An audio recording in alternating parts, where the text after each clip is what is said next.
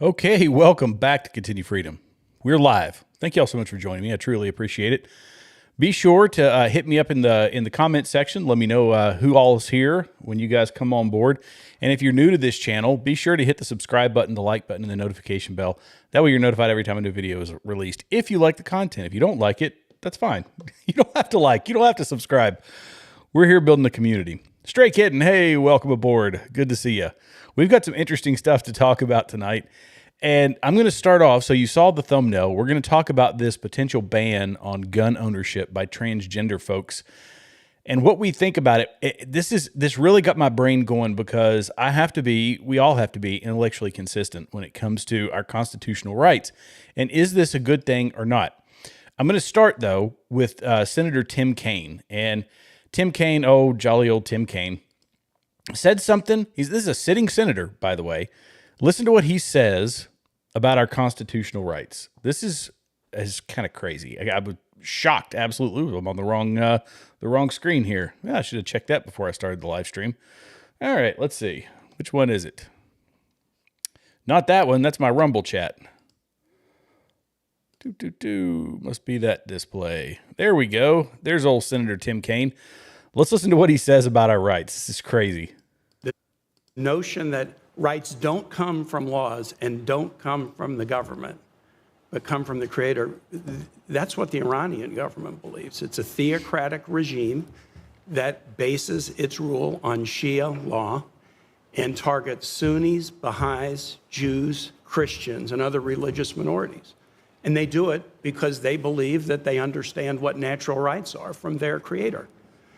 So the statement that our rights do not come from our laws or our governments is extremely troubling. Okay, this is like right off the bat, he is making an argument for socialism. This is what socialists have to argue, is that no, your rights don't come from God. They come from the government. They come from Tim Kaine, and they come from Thomas Massie, or they come from Marjorie Taylor Greene, or they come from whoever. Pick your politician. I'm unbiased when it comes to which one, because if someone grants you a right, they also, if they have the right to give you something or give you a right, they also have the power to take that right away. I guess that's the best way to put it. If they have the power to give it to you, they have the power to take it away, which is why we say these rights are inalienable and why our founding fathers said they were inalienable, which means they sit apart from the government. And you can't use Iran or any of those places because those are ideologies in and of themselves. They have this skewed view of the world where this theocracy, it's a rule book written by an illiterate guy in 650 AD. It's not the same. Like this, it's a contorted view of what God is. God, there is no, what's the way to put it? These are things that are just innate in us.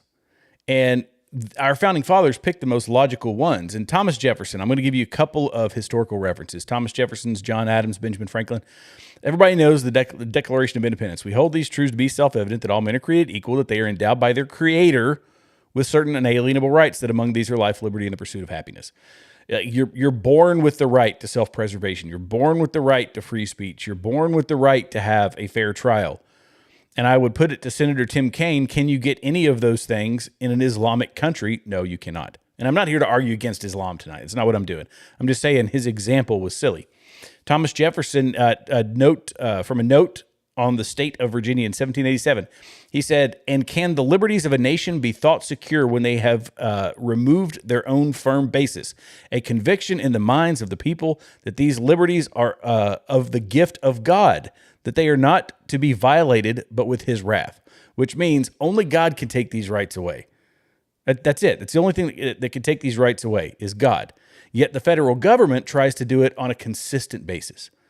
In every bill where they add one more restriction to your life, one more restriction to your liberties and your freedoms, this is them taking away some of those God-given rights. John Adams, in a dissertation on the canon and feudal law in 1765, he says, you have rights antecedent to all earthly governments, rights that cannot be repealed or restrained by human laws, rights derived from the great legislator of the universe, meaning God.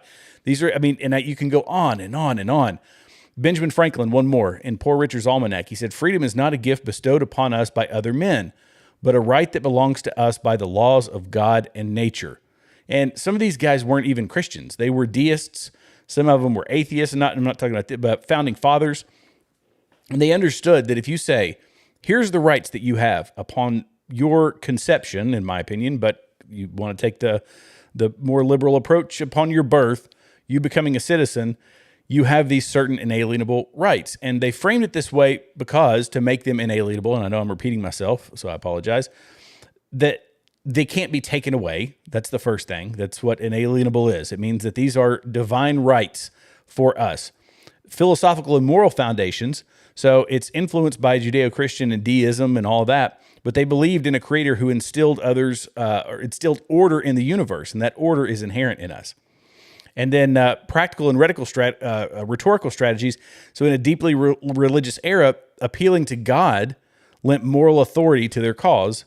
And this was, it was a kind of a unifying message that, at least we can all stand around the fact that we have these rights. And this is why socialism fails and fascism fails and communism fails and all these other ideologies like, Islam, the theocratic Islamic nations, why they eventually fail is because your rights in those places come from men, or at least are interpreted by men to say, no, I know that you think you have a right to life, but so long as you do the thing that I tell you to do, then you have that right to life. And when you can put yourself in a position to issue rights, you can put yourself in the same position to take them away. So we have to look at this, the DOJ considering banning transgenders from owning firearms. And I'm going to read a little bit of this article and then kind of give you a rundown on some of this. But the Department of Justice reportedly is reportedly considering the policy of blocking trans-identified individuals from purchasing firearms. This comes after a trans-identified shooter. Of course, you all know about the shooting that happened. I covered it on here. Individuals with the DOJ are reviewing ways to ensure that mentally ill individuals suffering from gender dysphoria are unable to obtain firearms while they are unstable and unwell. An official with the DOJ told Daily Wire's Mary Margaret Olahan, who was first to report the story. The DOJ has been mulling over the policies with discussions centering that trans-identified people are diagnosed with gender dysphoria, which is classified as a mental disorder.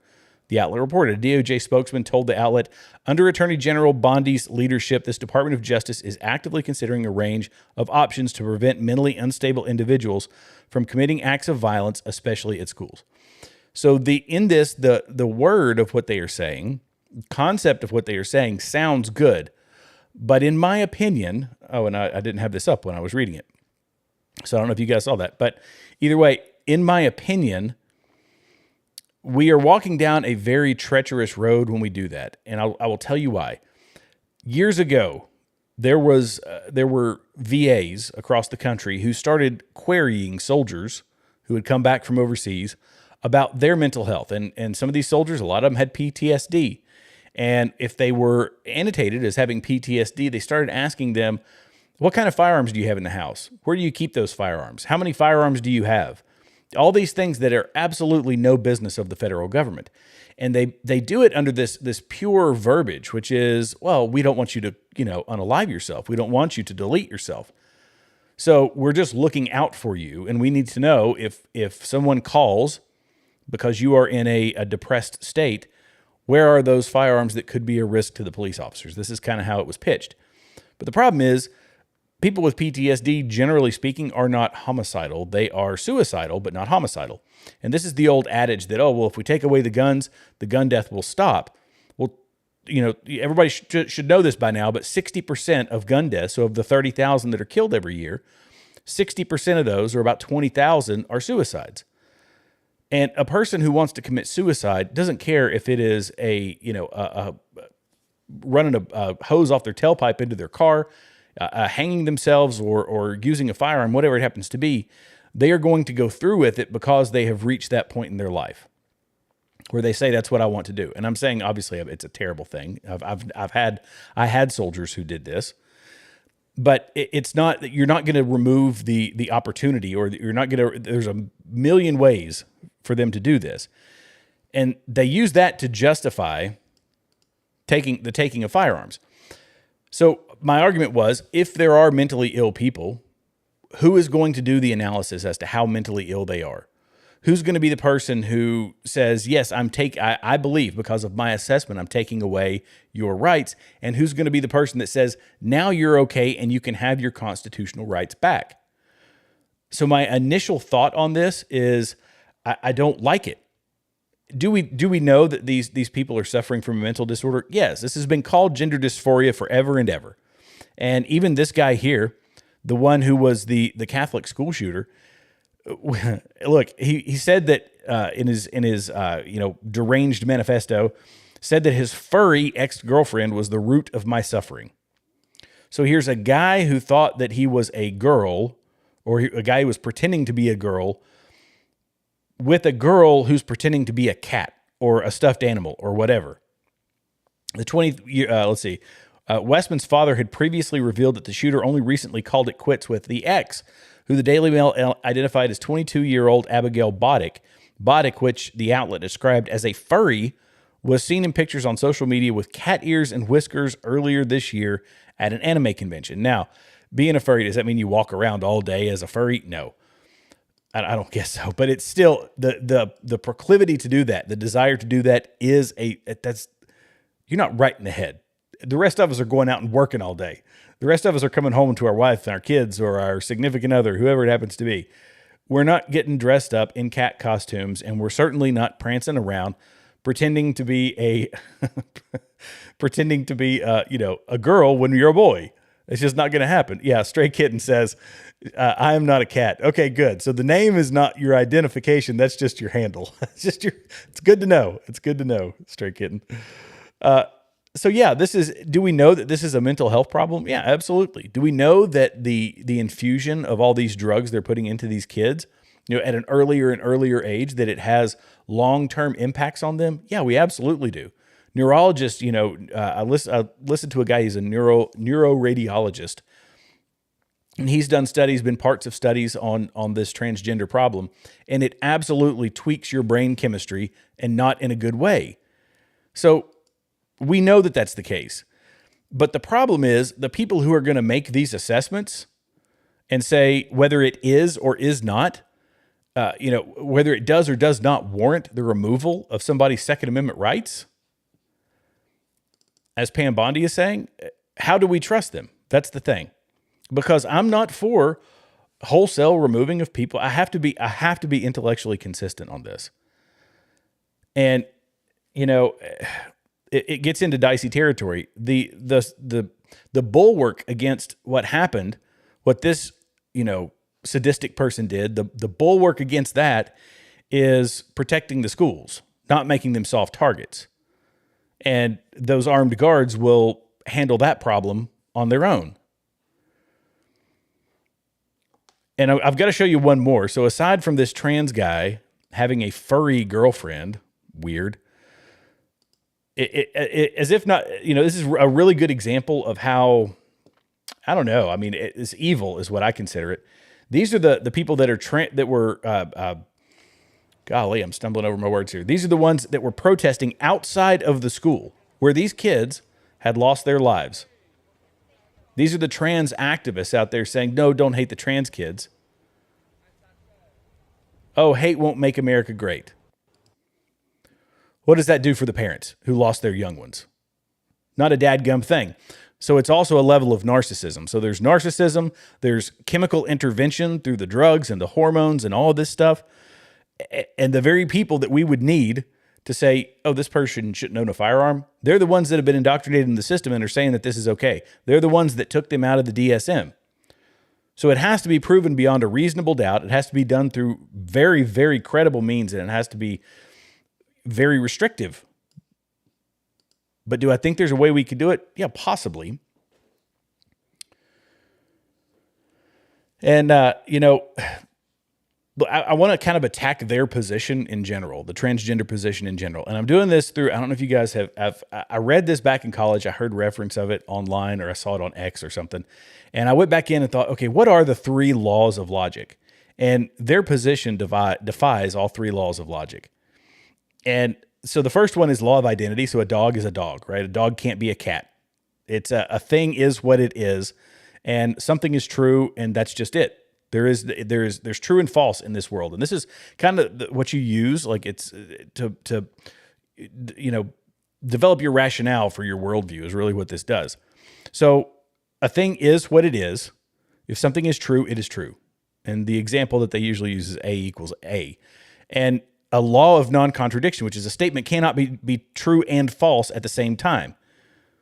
So a man cannot say, well, I'm biologically man, but I'm also a woman. That's not true. That's factually, that's inconsistent. It's logically inconsistent.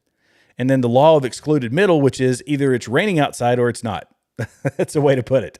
A statement is either true or false, and there is no middle ground. Well, it's kind of true, it's kind of false. No, either what you said is true or what you said is false.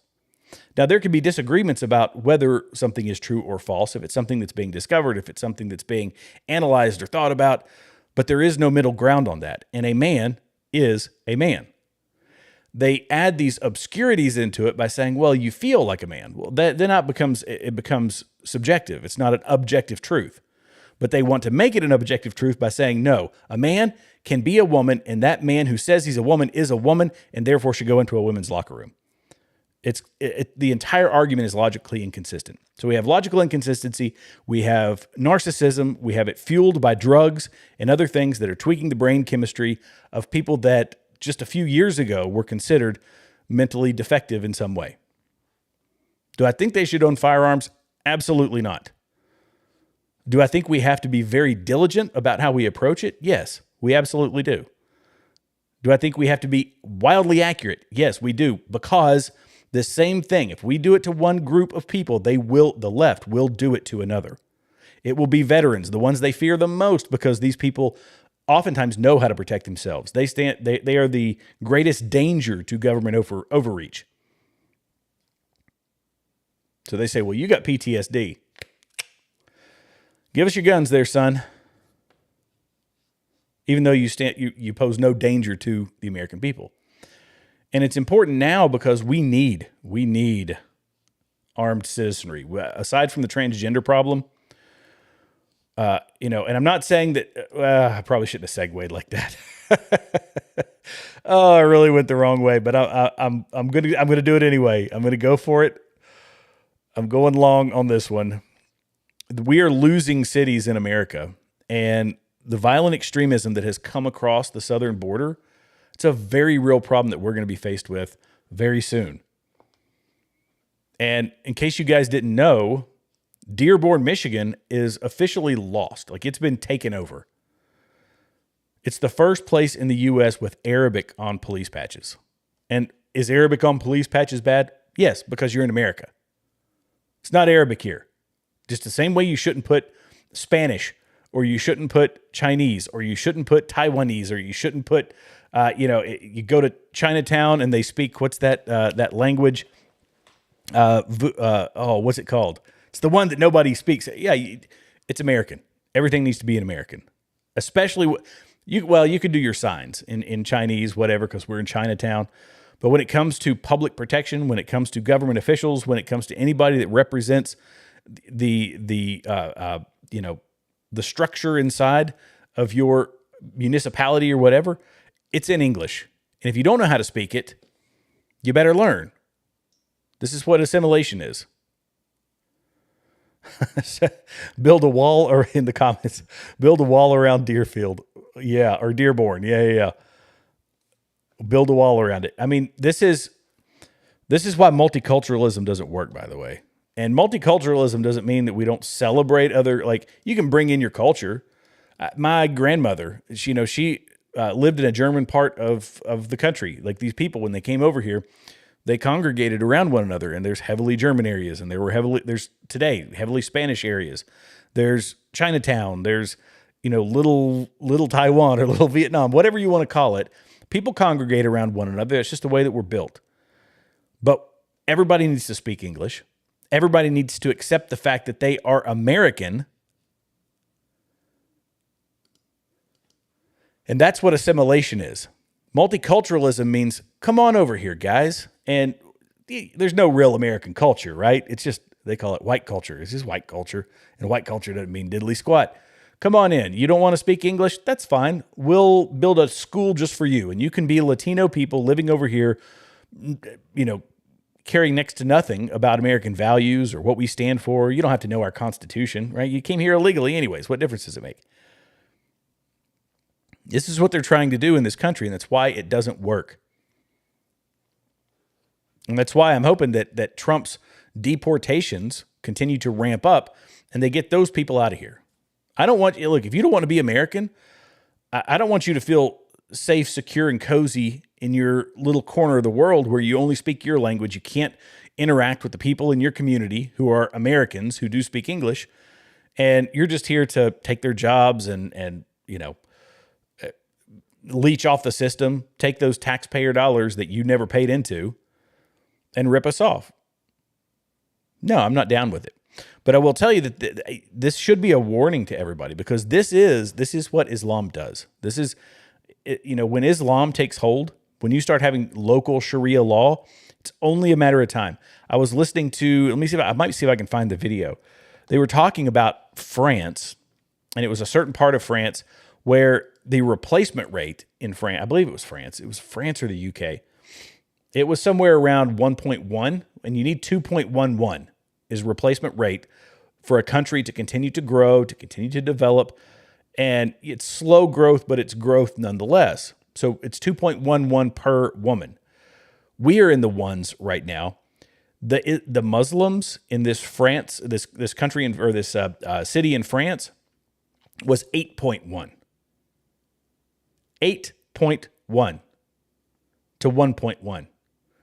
In a matter of 50 years, France is non-existent. It becomes another Islamic republic. That's why I believe that the UK or France, one of those two, will be the first nuclear-armed Muslim countries. They are on pace to do it. Feminism has told women not to have kids. Feminism has told women that making PowerPoints for somebody sitting in an office is what's going to get you real satisfaction. It's not having kids. Feminism told women that no, go sleep around with a whole bunch of dudes and settle down, but don't have kids. And then if you happen to marry a rich guy, you can take half his money, this whole thing. They've absolutely distorted. It is completely distorted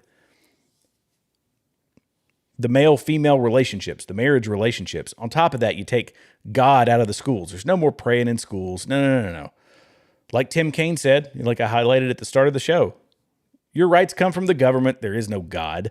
Your rights come from the government. You don't need a man. Men, just go sleep around with a whole bunch of women. Don't have kids because they're a burden. Yeah, women, go, annihilate the kids that you do happen to have, because of your reckless lifestyle. You have these kids, but, we'll give you all the means that you need to get rid of them. And that's somehow a level of freedom that we're supposed to aspire to. It's ridiculous. It's ludicrous what we've done in this country. And as is the norm, when we open the borders and the Muslims come across, they're going to outbreed everybody. It's what they do. And that's why I don't have any, these people that want to find common ground with them. I'm like, no, I can't. Ideologically, we just don't align. It does not mesh with American values. I'll give you an example if you want one. In fact, in my video the other day, I was going to play this and I didn't.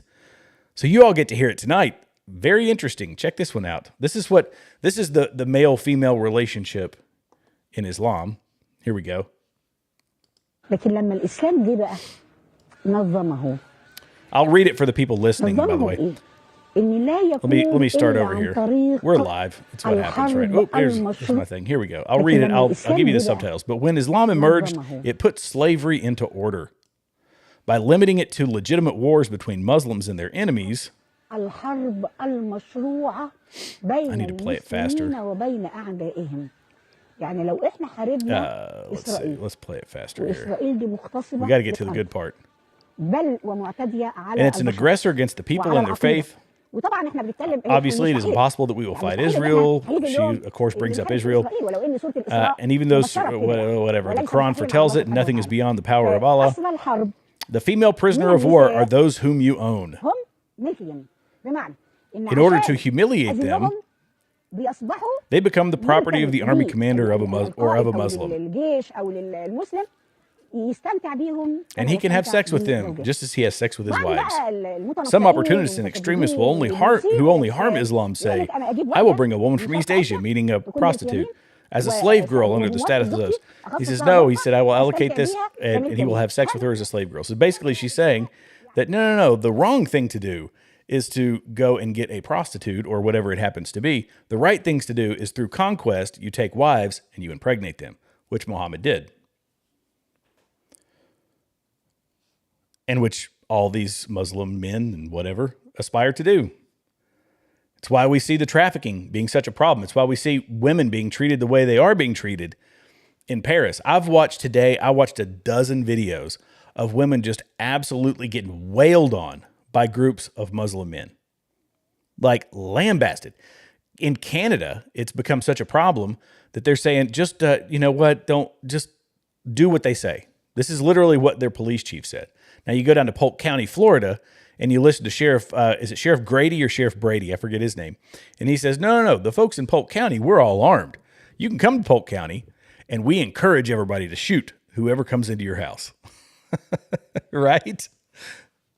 That's what it's supposed to be in America. Anyway, okay.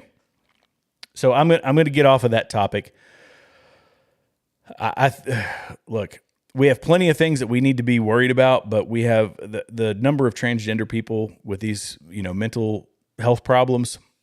The number is so low, but it will set a precedent for us that whatever we do to them, the left will come back and try to do to anybody. You could have a bit of depression. You could have some other thing, some other issue, a veteran who has PTSD, and they will use it. They will attempt to use it to take away your Second Amendment rights. So we got to be smart about it, and we got to protect the schools. All right. So, I'm going to hit two more topics here. One is Trump renaming the Department of Defense the Department of War. Okay. This is kind of like a throwback is the way I look at this. It's like a throwback to the day. And he said, everybody likes that we had an unbelievable history of victory when it was the Department of War. This is what Trump said. So he's set to issue an executive order on Friday that will officially reintroduce the title Department of War for the Pentagon, according to a White House official. This is a ceremonial thing. Does it matter if it's the Department of Defense or the Department of War? No, and I'm not 100% certain who really cared about this, but it kind of shows Trump wanting to harken back to the old school, back to this is like the Make America Great Again. Well, we were great when it was the Department of War. Since it's been the Department of Defense, we've royally screwed it up. You know what I mean? That's kind of the way this reads to me. And some people are like, yeah, we're back, baby. It's a name change. If you want to fix the Department of War, as I will call it tomorrow, today it's the Department of Defense. If you want to fix it, make these small companies who spend 5 years and all of their money to get a contract that they've been working on completely wiped out. How about you make it easier for some better tech to come in and overtake Boeing, Lockheed, General Dynamics, Raytheon, all these monster companies who have monopolies on their little segment of the defense market, who overcharge us on everything. We had the F-22s. We paid $100 million a pop for them. They made all this money, and how many of them were operational? 28%. 28% were operational. And who can fix? Well, you might say, well, the airmen, they should be fixing those things. No, because the airmen don't fix them. The same company, Boeing, who sells them to us, are the same ones who fix them.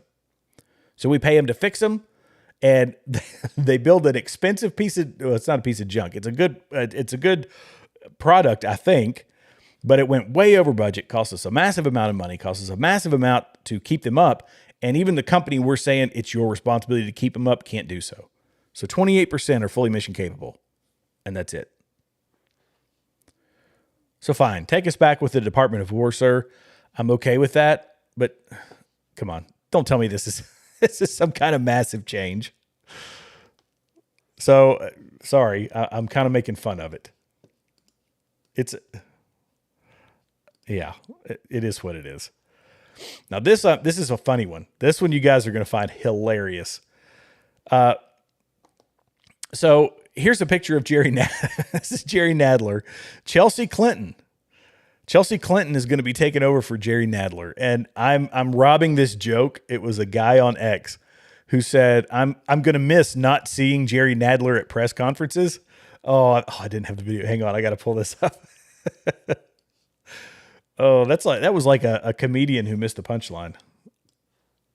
He said, I'm going to miss not seeing Jerry Nadler at press conferences.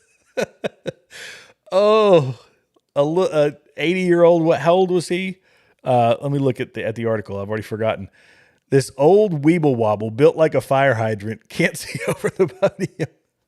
Oh, he's finally leaving. And who's going to take over? Chelsea Clinton. And you know what will happen? Chelsea Clinton will win. If Chelsea Clinton does go for this seat, she will win. Okay, so in the comments, Stray Kitten, you said you don't know who Jerry Nadler is. Jerry Nadler, if you look at him, you should recognize him. This guy he's a wild leftist. He's the one who, for lack of a better term, he lost, let's just say as very, very old people do, he lost control of himself in a press conference and had to be walked out in a real awkward position. He's one of these ancient guys who has no business being in Congress. But he's one of the loyalists, the Democrat loyalists. And let's see, I will say, I can almost say with absolute certainty that the people of New York, they vote against their interests all the time. I did a video on Mamdani, and that's one of only a couple of videos that I've had where the people who were in support of what I was saying they were like, oh yeah, that's good. And I got some comments, but no real likes on the video. It was like downvoted. And all these people are saying, yeah, he's going to really fix New York. He's going to do this. And they don't realize that they've had practically socialists, running that city for a very long time. And yet Mamdani, we're going to bring in more of the same thing. It's kind of like, like somebody that wants to drink themselves sober is what New Yorkers are doing. They're drinking themselves sober, and that never works because all you're going to get is alcohol poisoning and a trip to rehab. But they don't seem to mind. So if Chelsea Clinton comes in with, I think, a lot of plastic surgery, I remember her from the 90s. Guys, she's had some work done.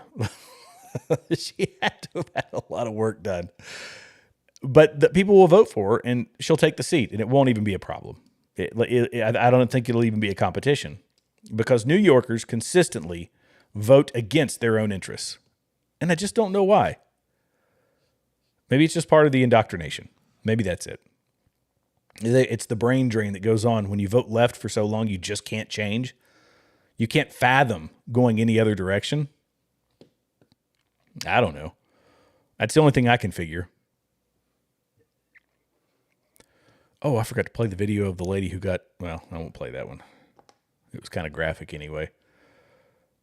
All right, let's go to the next one. Okay, so this is Thomas Massie. I've kind of gotten frustrated with Thomas Massie, but listen to what he said.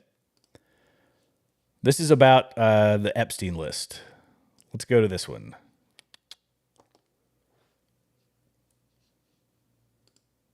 That they had decided to compile their own list, but the reality is if they try to release, the survivors said that they had decided to compile their own list, but the reality is if they try to release that list, they're going to be sued into homelessness. They will be attacked. They will have death threats. And so what my colleague Marjorie Taylor Greene volunteered to do, and I've volunteered to do as well, is to read that list on the floor of the House of Representatives, because our founders put into the Constitution speech or debate immunity, which says that we can't be prosecuted for what we say on the floor of the House. So we're willing to help those survivors get those names out there. And as my colleague Rokana has said, we trust the public to determine who were donors to the Epstein Scholarship Fund and who were users of the women who were exposed to sexual abuse, to differentiate between those two groups of people. So what they're talking about are the Epstein survivors have come together and said, well, we'll make our own list. These are the people that we know we had interactions with, that we saw at these events. And we're going to make our own list, but we can't read it out loud because we will be sued into homelessness. That's what Thomas Massie was saying. Thomas Massie said, I'm going to get the list from you and I'll read it on the floor of the House because I'm immune from prosecution. You can't come after me for it. I think that's brilliant. I honestly do. And I have been consistent on this. I don't care if it's a Republican or if it's a Democrat. I don't care who it is. These people need to be brought to justice. And I second a lot of people in how this has been handled by Donald Trump and by the Department of Justice. They did that drop of 33,290 some odd pages, whatever it was. I think it was, yeah, here it is. So it was 3,000. Oh, here, let me minimize this video. 33,295 pages. I think I was right. I can't remember what I said. Of Epstein files that got released. But a lot of it was boilerplate nonsense. It was stuff that we knew. But if they want to come out and say, hey, well, you can't prosecute a sitting member of Congress, so here we go. Yeah, go for it. Go for it. This is between this and the whole Diddy thing, the folks that participated in this is wanton, just gratuitous debauchery at the expense of minors in most cases. Should something be done about it? Absolutely. 100%. No question about it. So Thomas Massie says he's going to read it. I'll be interested to see if that happens. But I think it's a good thing. And Ro Khanna is he's a leftist. He's not an entire leftist. He's relatively consistent on a lot of things. But I give him credit for that. He's a principled guy. He doesn't just follow the politics, because most Democrats wouldn't sit next to Thomas Massie. And Thomas Massie's not a Republican. He's this weird libertarian amalgam of a lot of different ideas, some of which I agree with and a lot of which I don't. But that's fine. That's part of the political system. We're not all going to agree on everything. And so I respect Ro Khanna for that. He went on the Patrick Bet-David podcast and did a decent job. Again, I think most leftist positions are ludicrous. Most leftist positions are, they don't pass the common sense test, especially the common sense test. They don't pass the fiscal responsibility or the fiscal sense test, if you want to make that a word. I guess I just did. So I'm okay if you're logically consistent. Let me get to some of the comments here. Let's see.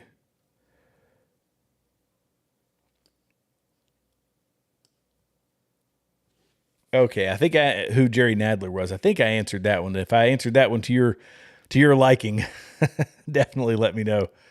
Oh, yeah, so I didn't watch the survivors press conference. I didn't watch the full press conference, but I did listen to the point where the NBC anchor asked them, well, I have to ask this. I've got to ask everybody, did you ever see President Donald Trump there? And every one of them said, no. Trump wasn't there. Now, a lot of the Trump haters, the people that hate Trump right now, they say, oh, he was there. He was involved. He's somehow involved. That's why he hasn't released the whole list. At least the victims that have come forward say, no, he wasn't involved, or at least they never saw him. So if it comes out that Trump did, boy, that's a bummer. That's a real bummer. Oh, wow. So one victim said she recruited her friends for Jeffrey Epstein. I think that's really sad, but there's a version of Stockholm syndrome that goes with people. They'll do some irrational, wild, and crazy things because they feel, I don't know, it's like they get comfortable in these situations. Stockholm syndrome is where you fall in love or you find some connection with your captor. That's an actual thing. I don't know a ton about it, but I would imagine that being in that type of environment with these highfalutin people and you're getting wined and dined, it wasn't like you were stuck in a cell somewhere. You were being wined and dined with all these high-end, powerful people that I would think that one might develop a version of Stockholm syndrome in a situation like that. This is why in the airports they put those signs up. They say, these are signs that you are being trafficked. People will get into those situations and not even realize that they're being trafficked. My wife, she saw a young woman, and it struck her as strange, but she wasn't thinking about this. This was several years ago. And she came across a young woman in a department store. We'll just say that. I won't out which department store it was. And she saw this young girl with a guy, and they were talking through Google Translate. And it was this, that she was buying clothes, and she would ask the guy, do you want me to try this on? Do you want me to try that on? And she wasn't interacting with anybody. She wasn't screaming for help or and so she said, well, that just seemed really strange. Like, it was really weird. And when she was out in her car, or when she was walking out in her car, they were walking out as well. And she saw her get into a van with several other people. All of them were Latino people. They were all Hispanic people. And when she explained this to me, I said, honey, I think you saw somebody that was being trafficked. And she didn't know. She didn't know any better because that's not something she was thinking about. Where we live, it's the last thing you think you're going to see. But it happens everywhere. And in America, we are the number one customer of this. Sadly, we are a very, very depraved society. And I will go back to what I said at the start of the show. We started taking God out of our lives. Things go downhill really, really fast. Really fast. Okay, guys, thank you all so much for hanging in here with me. If you are a new subscriber, please be sure to hit the subscribe button, the like button, and the notification bell. Or I'm sorry, if you're a new viewer, hit the subscribe button, like button, and the notification bell. That way you'll be notified every time a new video is released. I really appreciate it. If you're watching this after the live stream, please leave comments. It really helps with the algorithm. Thank you for being on. Stray Kitten, you were burning up the chat tonight, and it was great. I'm very appreciative of that. Guys, I love doing this, and I'm appreciative for all of you all. I will see you in the next video, hopefully tomorrow. That's the plan. We'll do another live stream. God bless you. God bless America, and I'll see you in the next video.